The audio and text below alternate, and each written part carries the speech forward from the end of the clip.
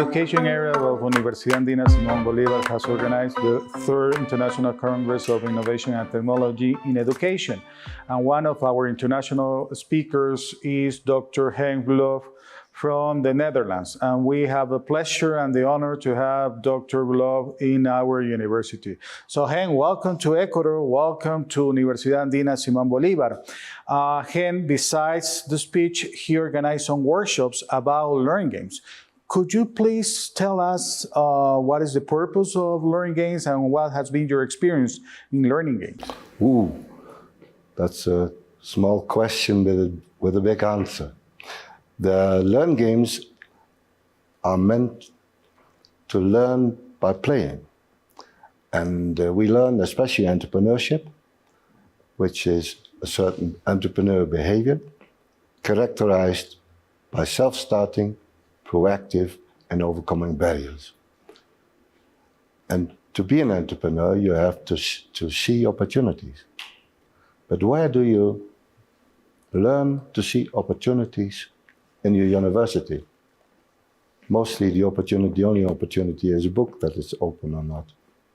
So playful learning, what we did with the students here and also with other students in the neighborhood, was for me a fantastic experience, because as I've seen in all my learning games, that the students are very enthusiastic and very positive on this type of learning. I noticed that while people participated during the workshops of learning games, they develop entrepreneurship skills. Could you please tell which skills? What I first said is it's a game. I'll explain it shortly. One of my games were more learn games, but this learn game is learn game entrepreneurship, where there are 3 types of roles. There's a role as a supplier to supply Lego bricks. There's a role as a producer, where the Lego towers have to be built, and there's a role of trader, where the Lego towers can be traded. There are 2 world markets, and each participant is starting with his own, as an own company, with all the same capital, $2,500 in cash or in kind. And then there's simple competition. People have to trade, negotiate, form coalitions. For example, a simple thing as a credit facility, which is difficult to explain, evokes without telling. We don't have to tell them. It simply is organized. And it leads to negotiation skills, of course, but it also leads to very intensive relations with people among each other. If we think about learning, it's not just about gaming. It's about collaborative learning, challenge learning, and a lot of skills that people who participated developed during the workshops. Yeah. About your speech during the Congress, you talk about Charles Darwin. Yeah, Charles Darwin theory of species, and also you make a relationship between Charles Darwin theory and adaptive learning. Could you explain us about this? Adaptation means that you need experiences in what is called a pool learning environment. It looks difficult, but if you look at Darwin, when Darwin started, he was just a young, very rich bastard with no beard and with a high social status, which was accepted by the captain of the Beagle. You know why? It's quite simple. Because the captain needed somebody to talk to during these 3 years. Otherwise, he would be eating alone. In the British Navy, it was not allowed for a captain to speak with the officers or any of the crew of a ship. So it's coincidence that he needed a gentleman to accompany and of similar social status. And that's why Darwin was asked. Actually, he had a bachelor in arts, and nothing more. He studied. He was forced from his dad to study in Edinburgh and for medicine, but he didn't like that. He didn't like blood and the screaming of patients. Then he quit, and then he went to Cambridge. And the funny thing is, he went to Cambridge for a job in the church organization, but he didn't do that. Nevertheless, he graduated in arts, which at that time in the Victorian century was good enough for the leadership position in this society. So he qualified enough status to accompany the captain of the Beagle. And then, but the point is, until that point, it's all push learning. He was forced by his dad to do that because he was interested in natural science. And he spent his time in Cambridge not studying whatever, but just studying what needed, but visited mostly museums. And his friends handed him the letter of the captain of the Beagle. And then the entrepreneurial process of learning started. And pull learning is characterized from this moment on. He had to be proactive. Because his dad said, come on, no, you're not going on that boat. And then his dad gave a loophole that if he found someone which is not obstructed and said, come, it would be a good thing for such a rich guy to go on such a trip. And his uncle, a family of Wedgwood family, still producing his production facility still in England. And his uncle said yes. And then he went to Fitzroy. And he was accepted. It was not a big deal. It was an interesting young man. And then he went on the Beagle. And there the pull learning process came. And he had to overcome many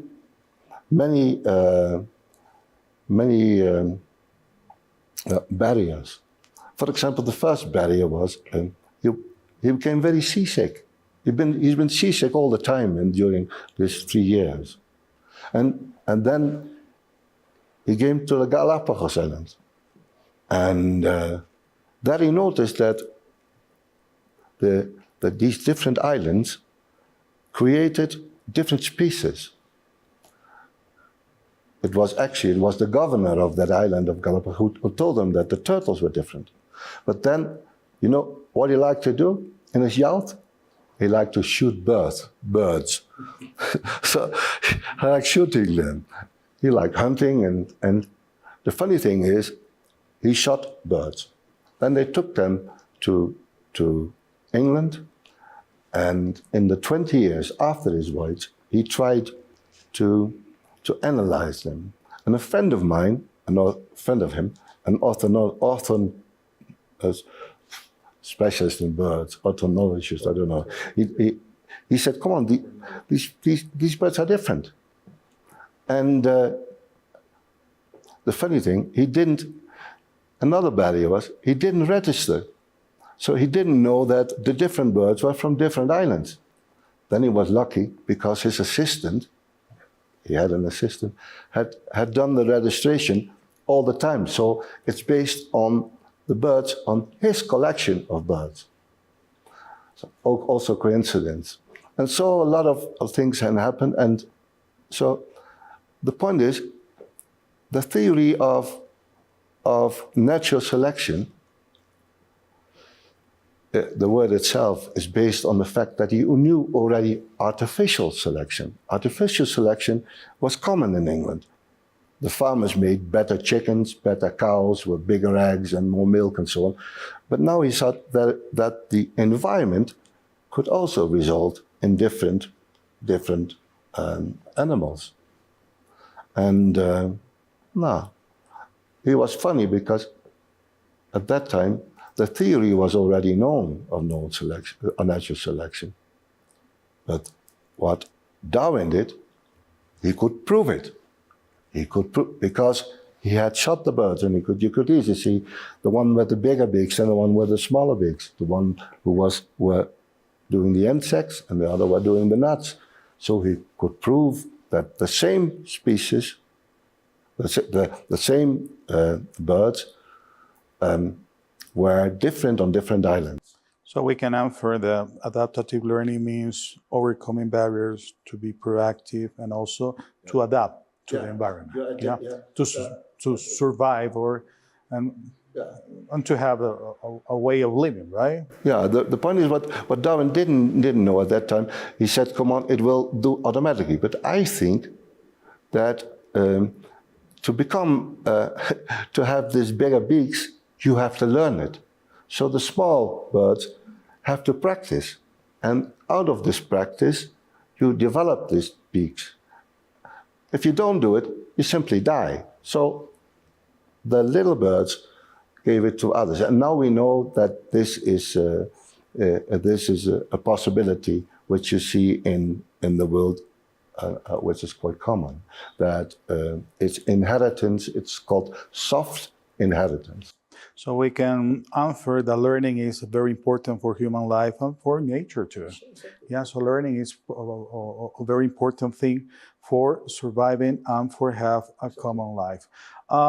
Besides Galapagos Islands and Charles Darwin theory, your interest of visiting Ecuador was to meet the Chimborazo volcano, the highest volcano around the world. And you did a visit, and also next to the Chimborazo, Simón Bolívar wrote a poem, Mi Delirio sobre Chimborazo. So you have something that you discover in the poem of Bolívar.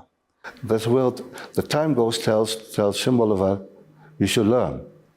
And that's a word because you gave the poem to me, and I didn't understand it because it was Spanish. But I didn't understand also the importance of el delirio del Chimborazo. That's how it's called. And when I analyzed it, I saw that for learning, the time goes tells to somebody, you should learn. And that's a crucial issue in my life, and also in Simón Bolívar's, and in my decision to visit the Chimborazo from the beginning, from Holland already. Okay, great. So, well, you visited the Chimborazo, you met also Simón Bolívar and Simón Bolívar ideas.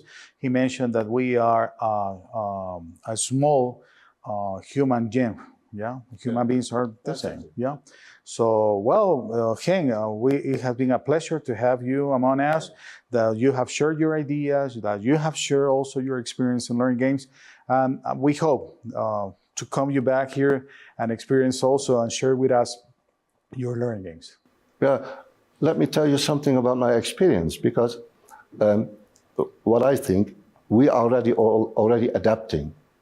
And you and your organization also adapt what I call the new types of learning, which is cooperative, it's collective learning, but it's also influenced by ICT. And the accommodation here was able to do something which I've never seen in my universities.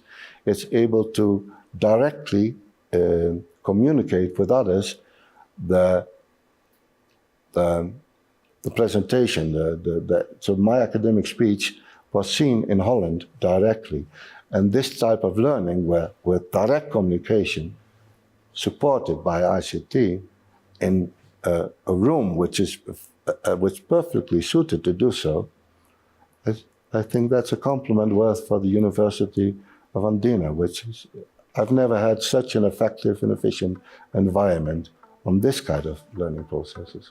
And an adaptive environment to the Universidad Andina. Exactly, that's it. That's the key.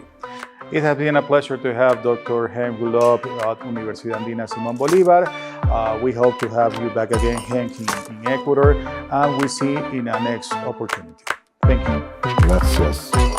Muchas gracias.